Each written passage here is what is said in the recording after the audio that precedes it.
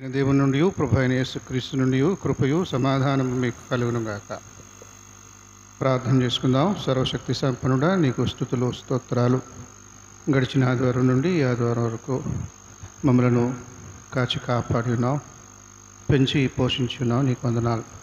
చేరువచ్చిన మమ్మలను ఆదరించి ఆశీర్వదించమని అడుగుతున్నాం. నీ వాక్యముతో మమ్మలను బలోపేతము చేయమని వేడుకుంటూ ఉన్నాం. సత్యమును అనుసరించే వారముగా, నీకు ప్రియమైనటువంటి శిష్యులముగా మమ్మలను తీర్చిదిద్దమని నీ పరిచారకుని మరుగున ఉంచి నీ వర్తమానమును మాకు అందించమని క్రీస్తు నామమున నేను అడుగుచున్నాము తండ్రి. ఆమేన్. కూర్చుందాం.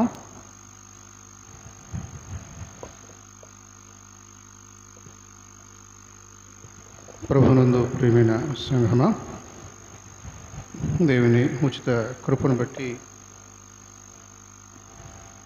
మనమందరము సజీవుల లెక్కలో ఎంచబడి ఆయనను మనస వాచ కర్మాన్ని ఆరాధించగలుగుతున్నాం. అందుకు దేవదేవునికి మనమందరము కృతజ్ఞత చెల్లించవలసిన వారంగా ఉన్నాం. పితరులు ఏర్పాటు చేసినటువంటి పాఠ్యభాగాలు యోహాను సువార్త 8వ అధ్యాయము 46 నుండి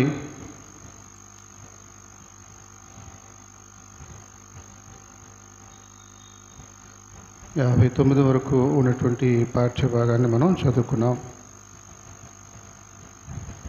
క్రీస్తు ప్రభువారిని, ఆయనలో ఉన్నటువంటి సత్యాన్ని గ్రహించడం చేతగాక, అంగీకరించడానికి ఇష్టపడక కొందరు వ్యతిరేకులు మొదటి నుండి కూడా ఉంటూ వచ్చారని బైబిల్లో అనేక సందర్భాలలో మనం చూస్తూ ఉంటాం. ఇక్కడ మనం గమనించి చూసినట్లయితే క్రీస్తు ప్రభువారిని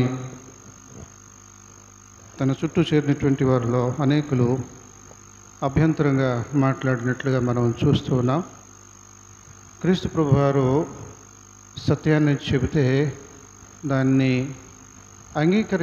జీర్ణించుకోలేనటువంటి పరిస్థితిలో వాళ్ళు ఉంటూ ఉన్నారు. క్రీస్తు ప్రభువారు పరమ తండ్రిని, తండ్రి కుమార పరిశుద్ధాత్ముడు ఒకే దేవుడు ముగ్గురు వ్యక్తులుగా మరి మన మానవ చరిత్రలో కనిపించుకున్నాడు. రెండవ వ్యక్తిగా క్రీస్తు ప్రభువారు ఇక్కడ వారి ముందు ఉన్నాడు. మొదటి వ్యక్తిని గురించి ఒకడై ఉన్నటువంటి ఆ దేవుడు, మొదటి వ్యక్తిగా తన పాత్రను కలిగినటువంటి ఆ దేవుడు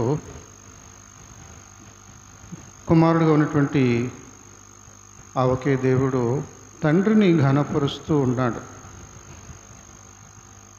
తండ్రిని ఘనపరుస్తూ, తండ్రి మాట జబతాటని కొడుకును నేను అని చెబుతూ ఉంటే ఇది జీర్ణించుకోలేనటువంటి పరిస్థితి, అవగాహన చేసుకోలేనటువంటి పరిస్థితి. నన్ను అవమానపరుస్తున్నారు అని క్రీస్తు ప్రభువారు వారి విషయమై మరి విచారాన్ని వ్యక్తం చేసినట్లుగా మనం ఇక్కడ చూస్తాం. అంత మాత్రమే కాకుండా నీ వ్యవహారం చూస్తే నువ్వు దెయ్యం పట్టిన వాళ్ళగా వ్యవహరిస్తున్నావు, ప్రవర్తిస్తూ ఉన్నావు. నీ మాట తీరు అంతా కూడా మామూలు వ్యక్తి మాట్లాడేలాగా లేదు. ఒక దెయ్యం పట్టినోడు ఎలాగా ఇష్టానికి మాట్లాడతాడో, అది అంగీకృతం కానిటువంటి మాటలు మాట్లాడతాడో, ఆ రకంగా నువ్వు అంగీకార యోగ్యము కానిటువంటి మాటలు మాట్లాడుతూ ఉన్నావు.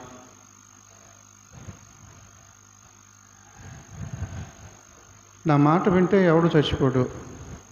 ఈ రకంగా ఒక సాటి మనిషి మనతో చెప్తే మనకు ఎలా అనిపిస్తుంది? నా మాట వినండి, నా మాట వింటే మీరు చనిపోరు. ఇదేదో దెయ్యం పట్టిన వాళ్ళ యొక్క చేష్టల్లాగా, మాటల్లాగా ఉన్నాయి. అంత మాత్రమే కాదు, మనకి అంటరాని వాళ్ళు ఉన్నారు కదా, ఒకే దేవుడిని నమ్ముకున్నాం, ఆరాధిస్తున్నాం, కానీ మనకు అంటరాని వాళ్ళు ఉన్నారు. సమరయులు, మనం యూదులం. వీడి వాలకం చూస్తే సమరయుడిలాగా ఉన్నాడు. అంటే ఏదైనా మనకి మన దరిద్రం దేశంలో కూడా అంతే కదా. మనకి ఎవడన్నా నచ్చినవాడు ఉంటే వాడిది ఇంకొక కులం అయి ఉంటుంది తప్పనిసరిగా. వాడినే మనం వేలెత్తి చూపిస్తూ ఉంటాం, ఈ కులం కాబట్టి వీటిలా మాట్లాడుతున్నాడు అనే రీతిగా మనం వ్యవహరిస్తూ ఉంటాం. కులానికి అంతటికీ ఆపాదిస్తూ ఉంటాం. వాడొక్కడు ఒకవేళ తప్పు చేస్తే ఈ కులం అంతా కూడా ఇలాంటి వాళ్ళు అన్నట్లుగా చేస్తూ ఉంటాం. కానీ మరి మంచి సాంబ్రాయుడి కథలో అలా కాదు కదా. మంచి సాంబ్రాయుడి కథలో యూదులందరూ కూడా చెడ్డోళ్ళు, ఆ సాంబ్రాయుడే మంచోడు అన్నట్లుగా అక్కడ కథ చెప్పుకొచ్చాడు క్రీస్తు ప్రభు వారు. కాబట్టి ఒక వ్యక్తిని బట్టి మిగతా వాళ్ళందరినీ పొగడటం కానీ, మిగతా వాళ్ళందరినీ కించపరచడం కానీ చేయకూడదు. ఒకవేళ పొగిడితే అది మంచిదేనేమో కానీ కించపరచడం అనేది తప్పు. ఇక్కడ నువ్వు దెయ్యం పట్టినవాడు మాత్రమే కాదు, సమరయుడివి కూడా అన్న సంగతి ఇప్పుడు మాకు తెలిసింది.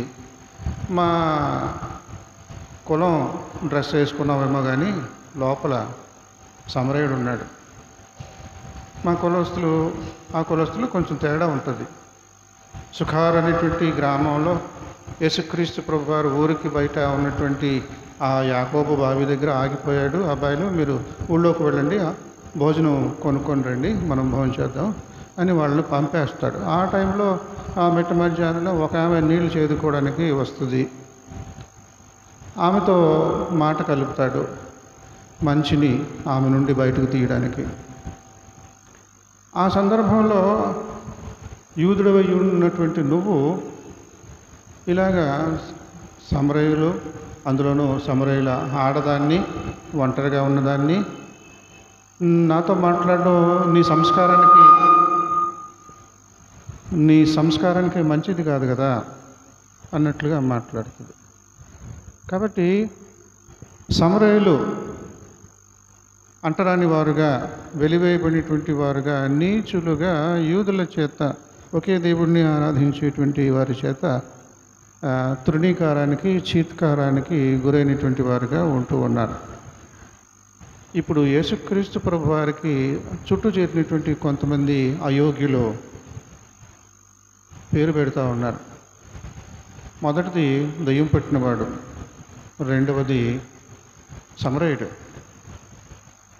ఈ రకంగా ఉంది లోకం తీరు. కానీ క్రీస్తు ప్రభు వారు దానికి విరుద్ధంగా వాళ్ళకి ఇంకా లోతైనటువంటి మాటలు చెబుతుంటే ఇంకా రెచ్చిపోతారు. ఇంకా వాళ్ళ కోపాన్ని ఎక్కువ చేసినట్లుగా ఆయన మాటలు ఉన్నాయి. ఏమిటి? మీ జాతి పిత, మన జాతి పిత. ఇక్కడ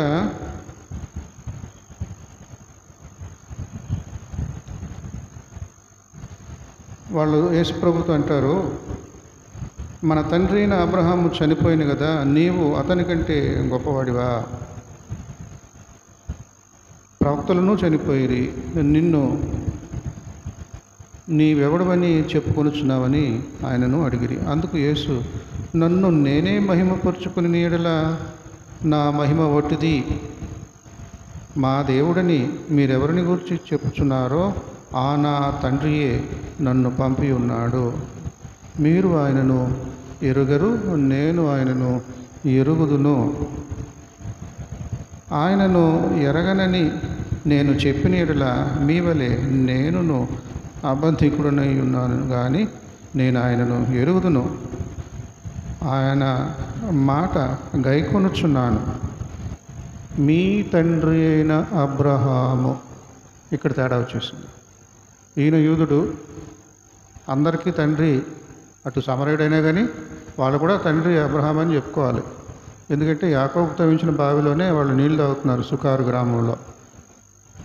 అబ్రహాం ఇస్సాకు అంటేనను, ఇస్సాకు యాకోబుని, కాబట్టి ఆ సంతానం. సరే, ఇక్కడ ఆ మాటల తీవ్రత ఎలా ఉన్నదో చూడండి. క్రీస్తు ప్రభువారు మన తండ్రి అయినా అంటలేదు, ఇక్కడ తేడా చూపిస్తున్నాడు. ఏమిటి? నా తండ్రి పరలోకపు తండ్రి పరలోకమందు ఉన్నాడు, మీ తండ్రి ఇక్కడ ఉన్నాడు అబ్రహాము. మీ తండ్రి వేరు, నా తండ్రి వేరు. ఇంకా ఏమంటున్నాడు? ఇంగ్లీష్లో అయితే చక్కగా ఉంటుంది, before Abraham I am, I was అని అనడు ఇంగ్లీష్ బైబిల్లో. అబ్రహాము పుట్టక ముందే నేనుగా ఉన్నవాడను, అప్పటి నుండి ఇప్పుడు వరకు కూడా నేనుగానే ఉంటున్నాను, ఉండేవాడిని కాదు.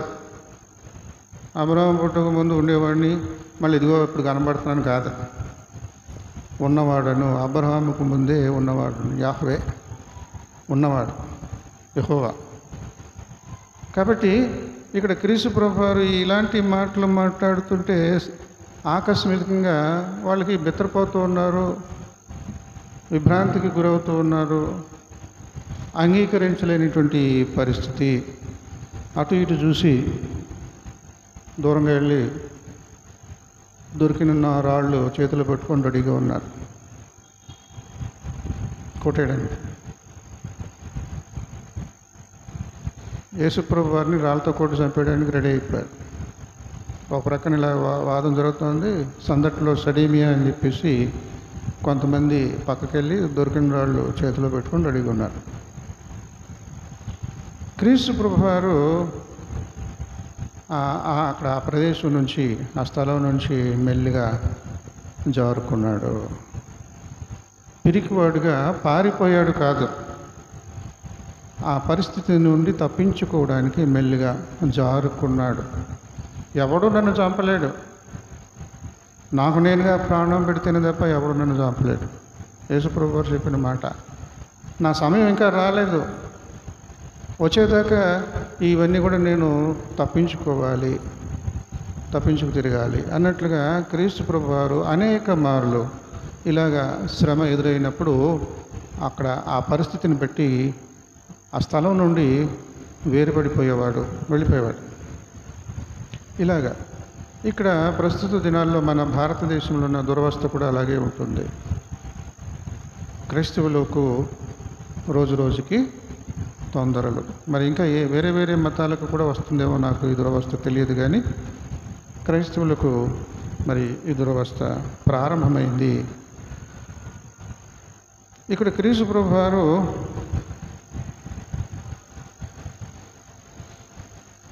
వాళ్ళతో మాట్లాడుతూ ఉండగా చెప్పినటువంటి ఆ మాట 58వ వచనంలో, అబ్రహాము పుట్టక మునిపే నేను ఉన్నానని మీతో నిశ్చయముగా చెప్పుచున్నాను నేను. కాబట్టి వారు ఆయన మీద రువ్వుటకు రాళ్ళు ఎత్తిరి, కానీ యేసు దాగి దేవాలయంలో నుండి బయటికి వెళ్ళిపోయాను. పారిపోయాను అన్న మాట వాడలే. పారిపోవడం అంటే అది ఒక రకంగా బెదిరిపోయి ప్రాణాలని అరచేతులు పెట్టుకొని వెళ్ళిపోయాడు అన్నట్లుగా ఉంటుంది. కానీ ఇక్కడ అది కాదు. తన సమయం ఇంకా రాలేదు, తన ప్రాణం పెట్టడానికి, తనకు తానుగా ప్రాణం పెట్టడానికి ఆ సమయం ఇంకా రాలేదు. కనుక అక్కడ ఆ పరిస్థితి నుండి తాను వేరుపడినట్లుగా మనం చూస్తాం.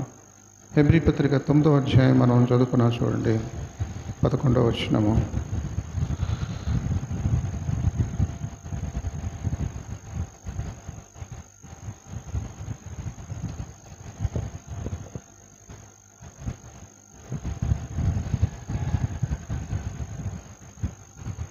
క్రీస్తు ప్రభు వారు తాను ఏమై ఉన్నాడో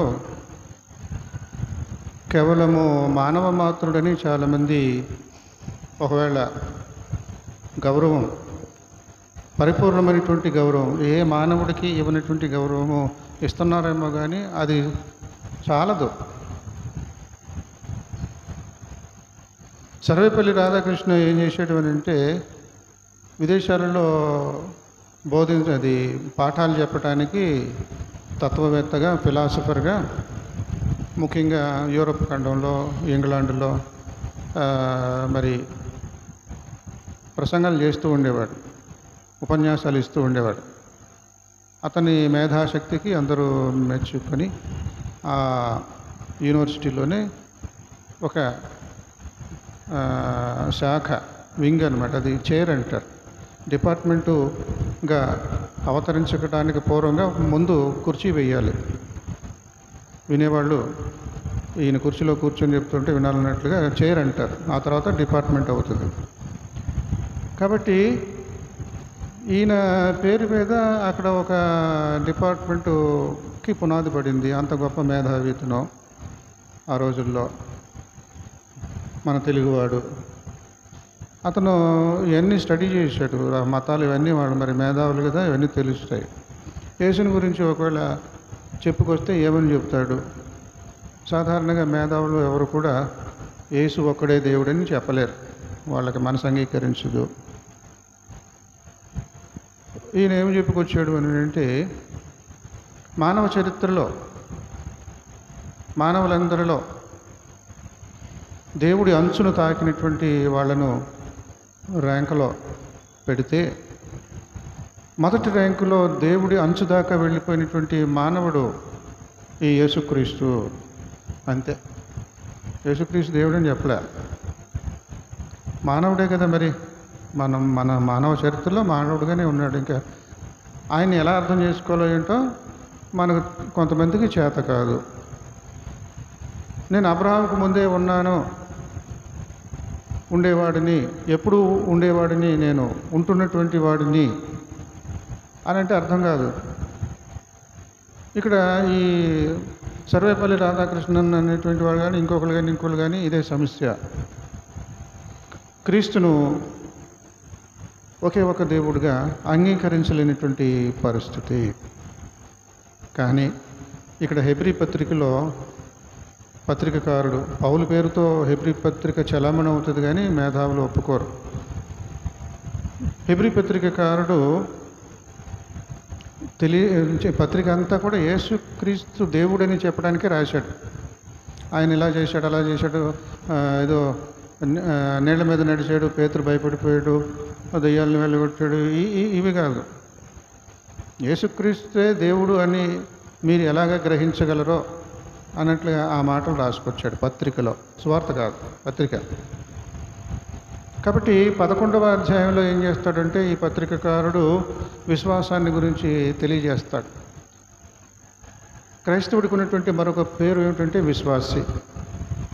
మరి ఇంతకుముందు క్రైస్తవులు లేరా? క్రీస్తు పుట్టకముందు క్రైస్తవులు లేరా? విశ్వాసులు లేరా? వాళ్ళ సంగతి ఏంటి?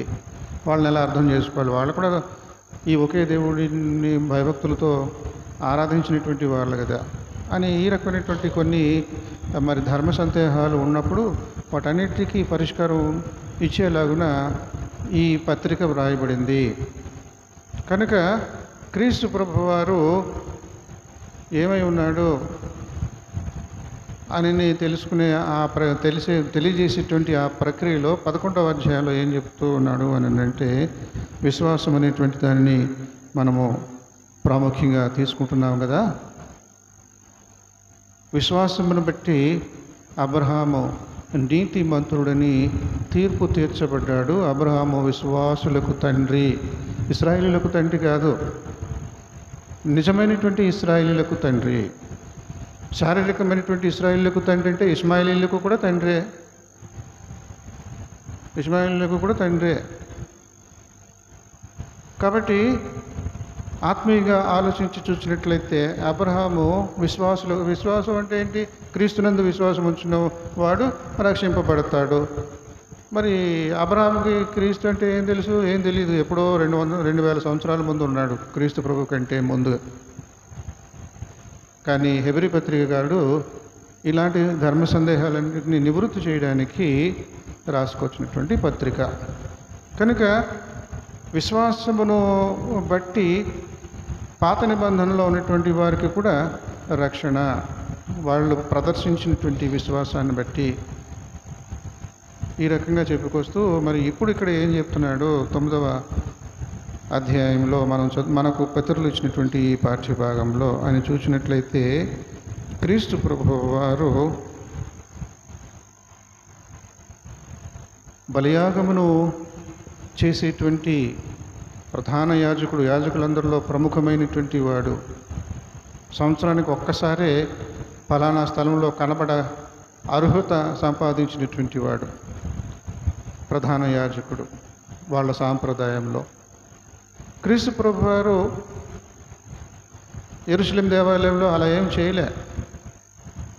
కానీ మానవ చరిత్రలో, యూదుల చరిత్రలో ఉన్నటువంటి ఈ ప్రధాన యాజకులను మించినటువంటి వాడు అని ఇక్కడ ఈ పత్రికకారుడు ఆ వివరాన్ని ఇస్తూ ఉన్నాడు.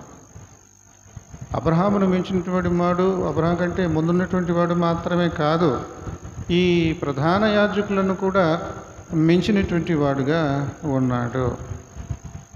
ఇలాగా ప్రధాన యాజకులు ఏం చేస్తాడు? భక్తులు తీసుకుని వచ్చినటువంటి అమాయకమైనటువంటి పశువులను వధించి ఆ రక్తాన్ని చిలకరిస్తాడు, పులుముతాడు. సెంటిమెంట్ ప్రకారముగా వాళ్లకు పాపక్షమాపణ దక్కుతుంది. ఆ ప్రక్రియలో యాజకుడైనా ప్రధాన యాజకుడైనా చేయవలసింది ఏంటంటే, ముందుగా తన సొంత పాపాల కోసం క్షమించమని దేవుడిని అడగాలి. వాడు మనిషే కదా, వాడు తప్పులు చేసేవాడే. జన్మ పాపం అన్నా ఉంటుంది, కర్మ పాపం కూడా ఉంటుంది. ప్రధాన యాజకుడు ఇంకా అందరినీ, ఇంకా తన సమానంగానే ఎవరు లేరు. అతనే యూదుల సమాజంలో ఉన్నతమైనటువంటి పూజారిగా ఉంటాడు. ఆ పూజారి మందిరంలోనికి వచ్చినప్పుడు తన పాప క్షమాపణ కోసం ముందు బలి ఇచ్చుకోవాలి. ఆ తర్వాత ప్రజల పాప క్షమాపణ కోసం బలి ఇవ్వాలి. అలాగే ఉంటే క్రీస్తు ప్రభు వారు తనలో పాపము లేదు, అసలు నాలో పాపమును స్థాపించగలవాడు ఎవడు అని మనం చదువుకున్నాం. ఎవడు నన్ను వేలెత్తి చూపగలడు? చూపించండి అని ఛాలెంజ్ చేశాడు. నాలో పాపాన్ని వెతికి చూపించండి. ఎవడో ఏం చేయలేకపోయేవాడు.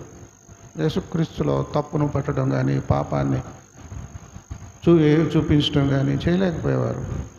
అంత సత్తా ఉన్నటువంటి వాడు, యథార్థమైనటువంటి వాడు, సత్యమై ఉన్నటువంటి వాడు. నేనే మార్గము, సత్యము, జీవమునై ఉన్నాను.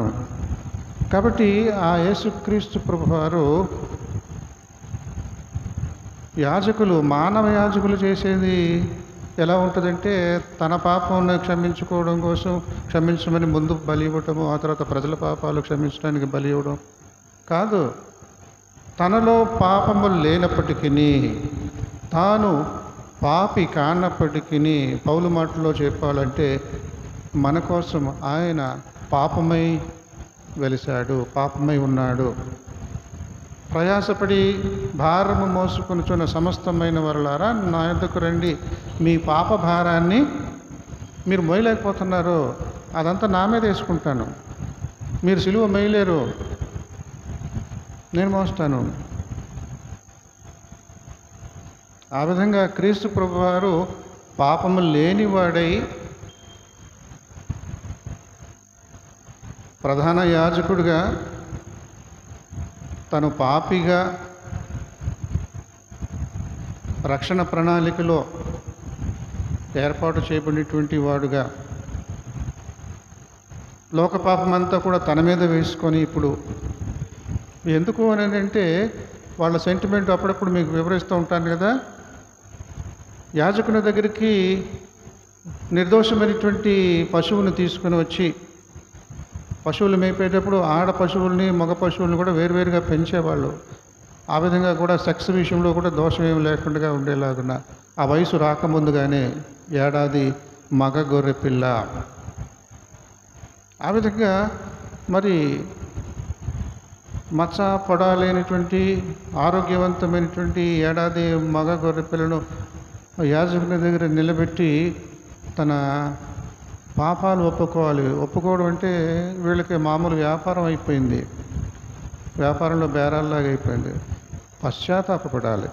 బలి అర్పించడం అనేటువంటి ఆ పని జరగాలి అంటే దాని వెనుక ఉన్నటువంటి ఉద్దేశం ఏంటంటే, మనం పశ్చాత్తాపంతో కొమిలిపోయి దేవుడి సన్నిధికి ఈ అమాయక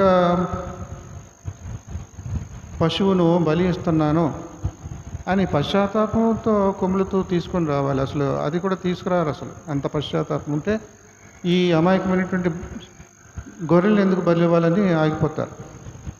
కానీ ఆ గొర్రె మీద చేయి పెట్టు బాబు అని ఈ పూజారి అంటాడు, యాజకుడు.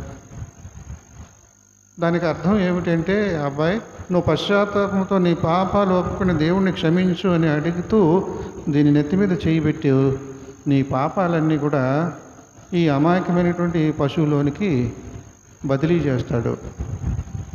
ఇక నువ్వు పాపం లేనటువంటి వాడుగా ఉంటావు. గుర్తుందా మీకు? ఒకసారి మంచి మాట చెప్పావంటే అది జీవితాంతం గుర్తుంచుకోవాలి. కొంతమంది అప్పుడు విన్నటువంటి వాళ్ళు ఉండకపోవచ్చు. అప్పుడప్పుడు దీనిని పునరావృతం చేస్తూ ఉంటాను, రిపీట్ చేస్తూ ఉంటాను.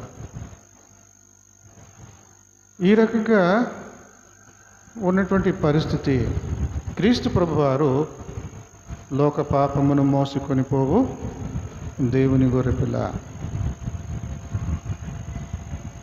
ఆయనలో పాపం లేదు. నిర్దోషమైనటువంటి ఏడాది మగ గొర్రెపిల్లలాగా ఆయనలో పాపం లేదు.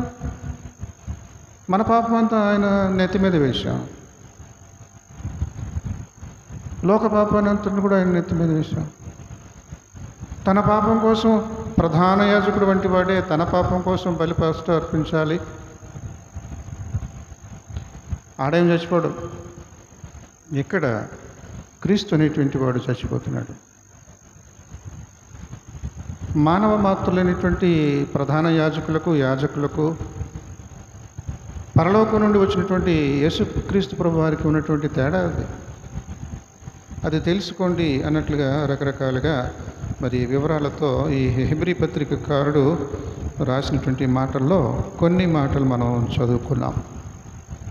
పూజారి అనేటువంటి వాడు భగవంతునికి భక్తునికి అనుసంధానమైనటువంటిది. ఏంటది? అంబికా అగరబత్తి. చెప్పండి, పర్లేదు. పాపం తప్పనుకుంటున్నారా?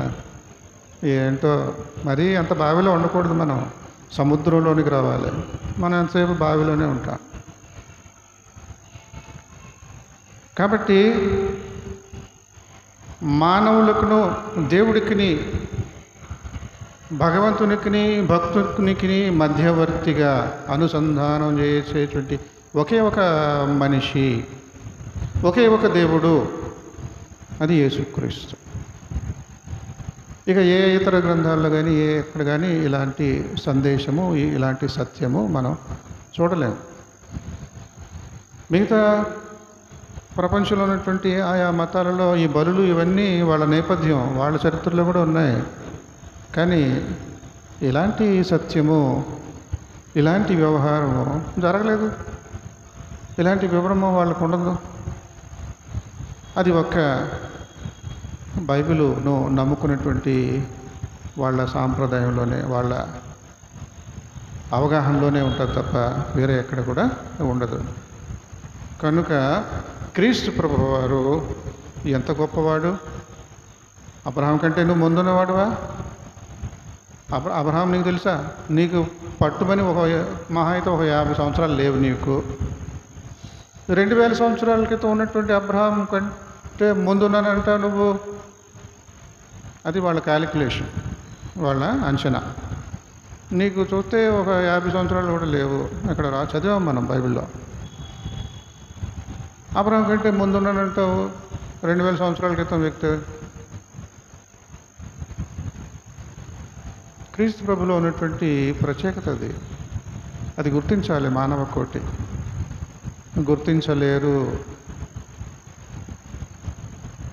ఒప్పుకోలేరు, క్రైస్తవులుగా పిలిపించుకోలేరు, పిలువబడలేరు, జీవించలేరు.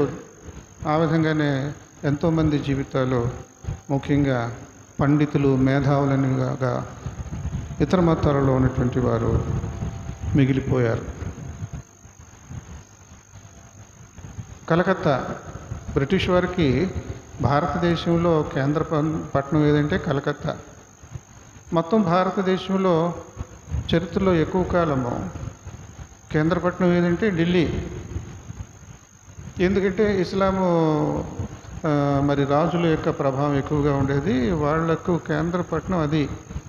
మరి బ్రిటిష్ వాళ్ళు కూడా దాన్నే కొనసాగించి చేసుకోవచ్చు కదా అంటే కాదు. బ్రిటిష్ వాళ్ళు వాడల్లో నుంచి వచ్చేవాళ్ళు, వ్యాపారాలు చేసుకునేటువంటి వాళ్ళు. సముద్రం ఒడ్డున ఏ ఏ పట్టణాలు ఉన్నాయో వాటి మీదే వాళ్ళ మనసు ఉంటుంది, అక్కడే వాళ్ళు వ్యాపారాలు చేస్తారు. ఢిల్లీ ఎంత పేరున్నా కానీ తర్వాత సంగతి. కలకత్తాకి వచ్చేవారు. మిగిలిన చోట్లన్నింటిలో కూడా ఉన్నారు. మద్రాసు కానీ, గోవా కానీ, మలబార్ కానీ వీటన్నిటిలో వచ్చారు. ముఖ్యంగా కలకత్తా వాళ్ళకి కేంద్ర పట్టణం అయింది. ఒక ప్రక్కన వీళ్ళు ప్రభుత్వాధికారులుగా మారిపోయారు. ఇంకొక ప్రక్కన క్రీస్తు యొక్క సత్య సువార్తను ప్రకటించడానికి బ్రిటిష్ వాళ్ళు అనకూడదు. బ్రిటిష్ వాళ్ళంటే పరిపాలించే వాళ్ళని బ్రిటిష్ వాళ్ళని పిలుచుకోవాలి. మరి సువార్త చెప్పినటువంటి వాళ్ళని England missionaries, French missionaries, Dutch missionaries ఇలాగ పిలుచుకోవాలి. బ్రిటిష్ వాళ్ళని పిలవకూడదు. కొంతమంది విమర్శించే వాళ్ళు ఈ సంగతులన్నీ తెలిసి కూడా సామాన్యమైనటువంటి వారిని తప్పుదో పట్టించడానికి వాడుతూ ఉంటారు ఈ మాటలు. పరిపాలించినటువంటి వాడినే బ్రిటిష్ వాళ్ళని పిలిచేవాళ్ళు. మిషనరీలను పెట్టుకొని బ్రిటిష్ వాళ్ళు అనరు. ఇంగ్లాండ్ వాళ్ళు, జర్మనీ వాళ్ళు, జపాన్ కాదు, జర్మనీ వాళ్ళు, ఫ్రెంచ్ వాళ్ళు, డచ్ వాళ్ళు ఈ రకంగా ఉంటాయి. అమెరికా వాళ్ళు, కెనడా వాళ్ళు ఈ రకంగా. కలకత్తాలో ఈ బ్రిటిష్ వాళ్ళు అక్కడ కేంద్రంగా పెట్టుకున్నారు కాబట్టి వాళ్ళతో పాటుగా ఈ మిషనరీలు అనే వాళ్ళు కూడా వచ్చారు కాబట్టి, అంటే వీళ్ళు తీసుకురాలే. వీళ్ళ దారి వేరు, వాళ్ళ దారి వేరు. వాళ్ళకి వాళ్ళ సంబంధమే లేదు. ఇంకా చెప్పాలంటే రాజకీయం. ఇప్పుడు ఏంటి ప్రొఫెసర్ నాగేశ్వరరావు ఏం చెప్తాడు? రూల్ ఆఫ్ లా లేదు మన దేశంలో, రూల్ ఆఫ్ పాలిటిక్స్ ఉంది. అందుకని దేశం ఇలాగా కనబడుతుంది ప్రస్తుత దినాల్లో. రూల్ ఆఫ్ లా ఉండాలి. న్యాయం ముందు అందరూ సమానమే, అది లేదు. న్యాయం ఎప్పుడో పోయింది, పాతాళానికి పోయింది. రూల్ ఆఫ్ పాలిటిక్సే ఉంది. అధికారంలో ఎవడుంటే ఇంకా వాడు ఏం చేసినా ఇంకా తెలుస్తుంది. విదేశాల్లో, చుట్టుప్రక్కల ఉన్న దేశాలు కానీ ఈ పరిస్థితి లేదు. మన దరిద్రం, మన దురదృష్టం ఇది. ఇక్కడ బ్రిటిష్ వాళ్ళు కూడా రాజకీయము. వాళ్ళు రాజకీయ ప్రకారంగా మిషనరీలని వాళ్ళని అసలు ప్రోత్సహించేవాళ్ళు కాదు, వద్దనేవాళ్ళు. ఇంగ్లాండ్ వాడే విలియం కేరీ మహానుభావుడు, భారతదేశంలో అతని తర్వాత ఏ పేర్లైనా చెప్పుకుంటాం క్రైస్తవ మిషనరీల్లో. ఆ మహానుభావుడు బ్రిటిష్ వాళ్ళు ఎక్కడెక్కడ ఆక్రమించుకున్నారో భారతదేశంలో, ఇతను కూడా బ్రిటిష్ వాడుగా వాళ్ళ భాషలో, మన వాళ్ళు చెప్పే భాషలో వాళ్ళ భూభాగంలో దిగడానికి వీసా ఇవ్వలేదు. వీళ్ళు పర్మిషన్ ఇవ్వలే. బ్రిటిష్ వాళ్ళు, బ్రిటిష్ అధికారులు. ఈ చరిత్రలన్నీ మనం తెలుసుకోవాలి, గుర్తుంచుకోవాలి. తప్పుడు మాటలు మాట్లాడే వాళ్ళకి వివరాలు చెప్పగలగాలి. ఆ రకంగా అక్కడ క్రైస్తవ ప్రభావం కొంత ఉంది. ఇంకొకటి ఏమిటంటే రాజా రామ్మోహన్ రాయ్, ధనవంతులు, జమీందారులు ఇలాంటి వాళ్ళందరూ కూడా ఈ దేశం యొక్క దరిద్రం తెలుసు వాళ్ళకి. 200 సంవత్సరాల క్రితం నుంచి మంచి చదువులు చదవాలి అని అంటే ఈ దేశంలో అవి లేవు అన్న సంగతి అప్పుడే తెలుసు. కనుక అమెరికా కానీ, ఇంగ్లాండ్ కానీ వెళ్ళేవారు. రాజా రామ్మోహన్ రాయ్ కూడా వెళ్ళాడు చదువుకోవడానికి. అక్కడికి వెళ్ళాక మతిపోయింది. తన దేశంలో ఉన్నటువంటి పరిస్థితులు, అక్కడ ఉన్నటువంటి సంస్కృతి, సాంప్రదాయ పరిస్థితులు చాలా చాలా తేడా, పూర్తి తేడా. నా దేశాన్ని నేను కాపాడుకోవాలి, నా దేశాన్ని నేను సంస్కరించుకోవాలని బుద్ధి వచ్చింది అక్కడికి వెళ్ళాక. అక్కడికి వెళ్తేనే మనకు ఈ మన దేశస్తులకు బుద్ధి వస్తుంది అనుకుంటాం. కానీ ఈ రోజుల్లో బుద్ధి రాదు. ఆ వంకర తోక చేష్టలు అలాగే ఉంటున్నాయి చాలామందిలో. ఆ తోకను సవర చేసుకోవడానికి ఎవరైనా ప్రయత్నిస్తే ఉండదు, మళ్ళీ వంకర అయిపోతుంది కుక్క తోక. అలాంటి మనస్తత్వం వాళ్ళు విదేశాలకు వెళ్తున్నారు మన దేశం నుంచి. సరే, ఈయన ఏం చేశాడు అంటే దేవుణ్ణి మతాన్ని పక్కన పెట్టేద్దాం, దేవుణ్ణి మతాన్ని పక్కన పెట్టేద్దాం. ప్రవీణ్ పగడాల్లాగా మనిషికి ప్రాధాన్యతనిద్దాం. రాజా రామ్మోహన్ రాయ్ ఆ రకంగా ఇంగ్లాండ్లో అవన్నీ ముగించుకొని వచ్చిన తర్వాత ఫలానా మతంలో దేవుడి పేరు అది, ఫలానా మతంలో దేవుడి పేరు ఇది అని ఉన్నాయి కదా, అలా వద్దు. అలా వద్దు. అన్ని మతాల వాళ్ళు దేవుడు అనేటువంటి మాటనే వాడదాం, సరిపోద్ది. మన భారతదేశంలో ఇంకొక మాట దేవుడు అనడానికి బదులుగా బ్రహ్మ అంటే దేవుడని, అంటే హిందువులు దేవుడని కాదు అక్కడ ఆ మాట, ఆ పదం అర్థం ఏంటంటే దేవుడని, అంతేగాని హిందువుల దేవుడని కాదు అక్కడ. సంస్కృతంలో బ్రహ్మ అంటే సృష్టికర్త అని, బృహ్ అంటే వృద్ధి అనేటువంటి మాట అనమాట. దేవుడి యొక్క లక్షణం ఏంటంటే ఎప్పుడు వృద్ధి చెందుతూనే ఉంటాడు, బిగ్ బ్యాంగ్ థియరీ లాగా. అందుకని బృహ్ అనేటువంటి ధాతువు నుండి వచ్చినటువంటి బ్రహ్మ, బృహ్ అనేటువంటి దాని నుంచి. సరే, ఇక్కడ ఈ బ్రిటిష్ వాళ్ళు ఈ క్రైస్తవ మిషనరీలని ఏమాత్రం ప్రోత్సహించకుండా వాళ్ళని నిరుత్సాహపరుస్తూ ఉన్నటువంటి ఇది జరుగుతూనే ఉన్నా కానీ ఒక ప్రక్కన వీళ్ళు చాలా చక్కగా ఓర్పుతో, వివేకంతో, వినయంతో క్రీస్తును ప్రకటిస్తూ సామాజికమైనటువంటి మేలులు ఎన్నో చేస్తూ వచ్చారు. సమాజంలో ఉన్నటువంటి దురాగతం ఏంటి, సతీ సహగమనము, భర్త చచ్చిపోతే భర్తను శవాన్ని కాలుస్తూ ఉంటే దాంట్లోకి భార్యని కూడా తోసేయడము. వాళ్ళ కళ్ళ ముందే హుగ్లీ నది ప్రక్కన జరుగుతూ ఉండేవి. వీళ్ళకి బెత్తరపోయేవాళ్ళు, ఏంటి అసలు ఇది మానవులైనా మనుషులైనా వీళ్ళు, వాళ్ళ దేశంలో అసలు ఎక్కడ కని విని ఎరగనటువంటి సంగతులు ఇవన్నీ. వాళ్ళని మరి సంస్కరించడానికి, మంచి ఆలోచనలతో వాళ్ళు జీవించడానికి ఎన్నెన్నో ప్రయత్నాలు చేశారు మిషనరీలు. ఇప్పుడు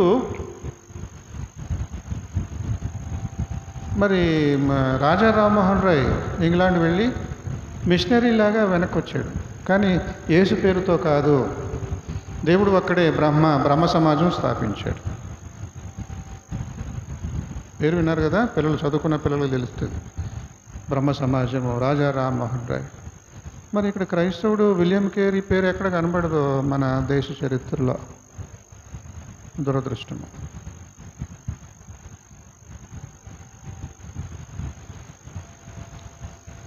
ఈ రకంగా ఇంగ్లాండ్లో ఉన్నటువంటి వాళ్ళందరూ పరిపాలించడానికి బ్రిటిష్ వారుగా అవతరించారు.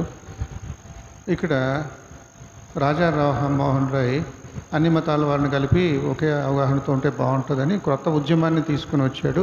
అది ఒక సంస్థలాగా ప్రారంభించాడు, సంస్థాగతం చేశాడు, అదొక సమాజంలాగా చేసి దాన్ని నడిపించాడు. శిష్యులు అనేక మంది ఆయనకు శిష్యరికం చేయడానికి ప్రారంభించారు. ఈయన ఇంకా అవసాన దశలో నా శిష్యుడు వీడే అని ప్రకటించుకోవాలి, నా తదంతను గురువుగా ఉండేటువంటి వాడు వీడని ప్రకటించుకోవాలి, అది సాంప్రదాయం. అయితే అది వీలునామాతో సమానం. వీలునామా అనేటువంటి మాట కూడా ఇక్కడ మరణ శాసనం అని ఉంటుంది. మరణ శాసనం అంటే వీలునామా. ఎవరైనా వీలునామా రాశారనుకోండి ఆస్తిని గురించి, అది ఎప్పుడు చెల్లుబాటు అవుతుంది, నా తదనంతరము అని ఉంటుంది. అందులో బతికి ఉన్నంతకాలము అందులో రాయబడినటువంటి ఏ విషయాలు కూడా చోటు చేసుకోవు. హక్కుదారులు పలానా వాళ్ళని అందులో వీలునామాలో ఉంటుంది. ఉండొచ్చుగాక ఈయన ఇంకా బతికే ఉన్నాడు, బ్రతికి ఉన్నంత కాలము వీలునామా చెల్లదు. వీలునామా చెల్లాలి అంటే చనిపోవాలి. అది క్రీస్తు ప్రభులో ఉన్నటువంటి గొప్పతనం. ఆషామాషిగా చనిపోలే, నీకు ఆస్తి దక్కటం కోసం. ఆ వివరాలు ఇందులో లేవు, ప్రసంగం నాలాంటి వాటి ప్రసంగం చేస్తేనే మీకు అర్థమవుతాయి. అలాంటి గొప్ప మహానుభావుడు దేవుడికి మనిషికి మధ్యవర్తిత్వం చేసినటువంటి వాడు. కాబట్టి ఈ రాజా రామ్మోహన్ అనేటువంటి వాడు అన్ని మతాల వాళ్ళు కలిసి ఉందాం, ఒకే దేవుడు కదా, ఆ దేవుడికి ఊరిని ఆ పేరు పెట్టి ఈ పేరు పెట్టి మనలో మనం తన్నుకులాడడం ఎందుకు అని ఉద్యమం స్టార్ట్ చేశాడు. అవసాన దశ వచ్చేసింది. శిష్యుడు ఇదిగో అని ఇంకొకరిని ప్రకటించాడు. కేశబ్ సుందర్ సేన్, కేశబ్ సుందర్ సేన్ అంటారు. వాళ్ళు కొన్ని అక్షరాలు పలకలేరు, బెంగాలీ వాళ్ళు. వంగదేశం అంటాం మనం, ఆ వా పలకలేరు వాళ్ళు. వివేకానంద అంటారు. వివేకానంద పలకరా అంటే పలకలేరు, వివేకానంద అంటారు. వాకి బాగా పలుకుతారు. వంగదేశము బెంగాల్ దేశంగా పిలువబడుతుంది. సరే, ఇతని తర్వాత ఈ కేశబ్ అంటే కేశబ్ సుందర్ సేన్, సుస్మితా సేన్ ఇలా ఉంటాయి కదా బెంగాలీ వాళ్ళు అన్నమాట. అతను గురువుగా ఇక బరువు బాధ్యతలు స్వీకరించాడు. గురువుగారు చెప్పినటువంటి వాటన్నిటినీ తూచా తప్పకుండా కొనసాగించలేదు. ఈయన కొత్తవి తీసుకొచ్చేసాడు, మార్చేశాడు. ఈయనకి క్రైస్తవ మతంలో చాలా అభిమానం పెరిగింది. అన్ని మతాల వాళ్ళు ఒకటే, దేవుడిని పిలుచుకుందాం, చక్కగా అందరం దేవా అని ప్రార్థన చేసుకుందాం, 4 మంచి మాటలు చెప్పుకుందాం, ఈ రకంగా ఉండేది. ఇన్ని ఉన్నా కానీ అక్కడ హైందవ మత గ్రంథాల ప్రభావం అక్కడ ఉండేది. కానీ శిష్యుడైనటువంటి ఈ కేశబ్ సుందర్ సేన్ దానికి కొంచెం ఇంకొకలాగా దాన్ని మార్చేశాడు. మత మార్పిడి కాదు, ఆ వ్యక్తులలో తీవ్రత, దేవుడు పనిచేస్తూ ఉంటాడు, దేవుని ఆత్మ పనిచేస్తూ ఉంటుంది, వాళ్ళకై వాళ్ళు క్రైస్తవులుగా మారుతారు.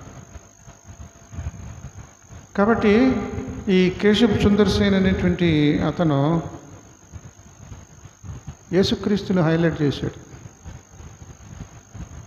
హైలైట్ చేస్తూ సంస్కృతంలో త్రిత్వం మీద ఒక పాట కూడా రాసేసాడు. ఆ పాట ఆ బ్రహ్మ సమాజంలో పాడుకుంటూ ఉంటాడు. బ్రహ్మ సమాజంలో భోంచేసేటప్పుడు మనం ప్రభరాత్రి భోజన సంస్కారం ఉంటాం కదా, దానికిలాగా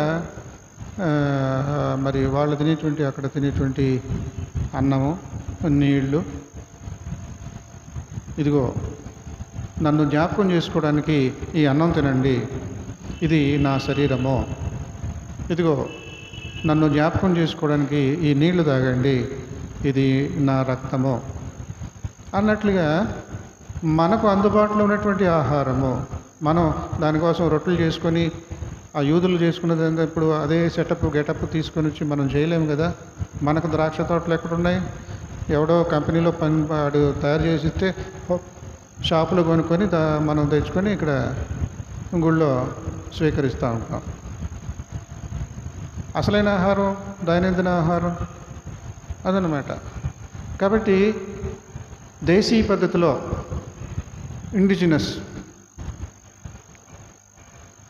దేశీ పద్ధతిలో చక్కగా రొట్టె ద్రాక్షరానికి ప్రతిబింబముగా, నమూనాగా ఇది ఇమిటేట్ చేసినట్లుగా ఇలా చేసి అది కొనసాగించాడు.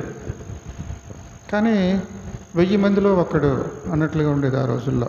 ఒక క్రైస్తవుడు అంటే అర్థం ఏంటంటే 1000 మందిలో ఒకడు కనబడతాడు 200 సంవత్సరాల క్రితం. చుట్టూ తన హైందవ కుటుంబీకులే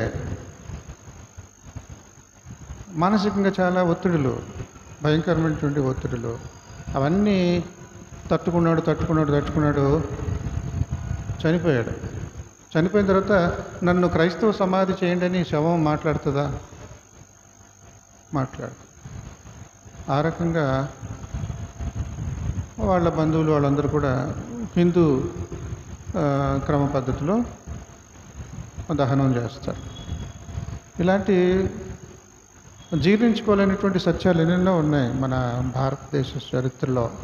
క్రైస్తవ్యం ఎందుకు వృద్ధి చెందింది, ఎలా వృద్ధి చెందింది, ఎంతమంది త్యాగాల వలన వృద్ధి చెందింది, ఎంతమంది బాగుపడ్డారు, ఏసీ కాలేజీలో ఎంతమంది ఈ రోజుల్లో ఉన్నటువంటి పాలిటిక్స్లో ఉన్నవాళ్ళు, పెద్ద పెద్ద ఉద్యోగాలు చేస్తున్నటువంటి, బాధ్యతలు చేస్తున్నటువంటి వాళ్ళు ఎంతమంది చదవలేదు.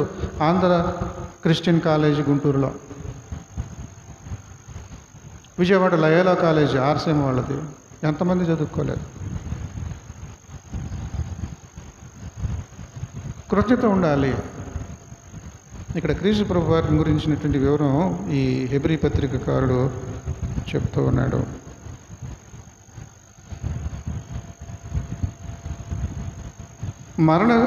మరణ శాసనము ఎక్కడ ఉండునో అక్కడ మరణ శాసనము వ్రాసిన వారిని మరణము అవశ్యము. ఆ మరణ శాసనము వ్రాసిన వాడు మరణము పొందితేనే అది చెల్లును. అది వ్రాసినవాడు జీవించుచుండగా అది ఎప్పుడైనాను చెల్లునా? ఇందుచేత మొదటి నిబంధన కూడా రక్తము లేకుండా ప్రతిష్ఠింపబడలేదు. ధర్మశాస్త్ర ప్రకారం మోసే ప్రతి ఆజ్ఞను ఇదంతా మనం చూస్తున్నాం. కాబట్టి క్రీస్తు ప్రభువు వారు ధర్మశాస్త్రం అనేటువంటి ఆ సెంటిమెంటు, ఆ ఆచారాల ప్రకారంగా ఏవేవైతే చేసి ఉన్నారో దానికి సత్యాన్ని మీరు ఇంతవరకు ధర్మశాస్త్రం అనేటువంటి నీడ మాత్రమే. ఆ నీడలో ఎంతకాలం ఉంటారో? నిజం క్రీస్తులో వచ్చేసింది. ఇక మీరు ఇంకా నీడను పట్టుకోకండి. నిజం క్రీస్తులో ఉన్నది. కనుక యేసుక్రీస్తు ప్రభువారు ధర్మశాస్త్రాన్ని తనలో నెరవేర్చినటువంటి వాడుగా, దేవుడికి మానవుడికి మధ్యవర్తిగా, ప్రధాన యాజకుడిగా, పాపము లేనటువంటి ప్రధాన యాజకుడిగా, లోక పాపమును మోసుకుని పోతూ